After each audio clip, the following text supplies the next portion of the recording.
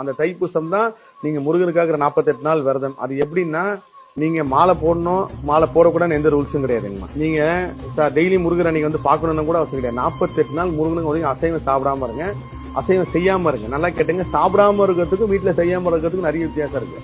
குழந்தைக்கு கொடுக்கணும், இல்ல குழந்தை சாப்பிடணும் ஆசைப்படுச்சுன்னா கொடுங்க, தப்பே கிடையாது. வெளியில இருந்து வாங்கிட்டு வந்து கொடுங்க, இல்ல வேற யாரும் செய்ய சொல்லி கூட கொடுங்க.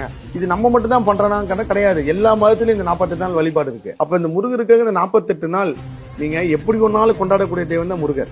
அப்படி இருக்கும்போது இந்த பெண்கள் விஷயத்து 48 நாள்ல இந்த 3 நாள் அந்த எந்த கணக்கும் பண்ணாதீங்க. முருகனை நீங்க எங்க இருந்தாலும் கும்பிட்டாலும் முருகர் வருவார். 48 நாள் உங்களுக்கு எப்படி ஒன்னாலும் இருங்க, ஆனா அசைவம் சாப்பிடாம அசைவம் செய்யாம இருங்க. தைப்பூசம் முடிஞ்சு அடுத்த நாளே போய் நான்வெஜ் சாப்பிடாதீங்க. ஒரு 2-3 நாளாவது கொஞ்சம் கேப் விட்டீங்கன்னா அந்த அந்த வரக்கூடிய ஒரு அமிர்தத்தை நீங்க ருசிக்கிறதுக்கு கரெக்டா இருக்கும். மாலை போட்டுக்கணும் போடக்கூடாதுன்றதுலாம் உங்க விருப்பம். எந்த நாள் வேணாலும் எப்படி வேணாலும் இருக்கும். பெரிய கோயில்களை நீங்க போகணும் கிடையாது, எல்லா முருகர் கோயிலும் விசேஷமா தான் இருக்கும்.